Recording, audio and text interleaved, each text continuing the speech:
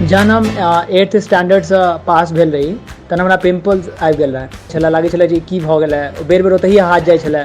पहिल बेर जखन भेल रहा तखन हम वॉशरूम में रही त हम बहुत जोर से चिल्लेलिए, मम्मी दीदी देखू ना हमरा कैंसर भ गेल। एहन अनुभव त अहूँ संगे भेल हैत या अखन एही अनुभव से गुजर रहल छी, लेकिन ई सब बात कतऽ बताऊ, ककरा बताऊ, के सुनत। त दोस्त सब आप चिंता नहीं करू, जल्दी किशोरावस्था में होने वाला शारीरिक और मानसिक बदलाव के ल एकटा खास कार्यक्रम आबि रहल अछि, लड़कपन के सियान गप। झिझकू नहीं, खुल के बाजू। ई सुने लेल ई चैनल के जल्दी जल्दी सब्सक्राइब कर लिया और बढ़िया बढ़िया कार्यक्रम पर सुनू।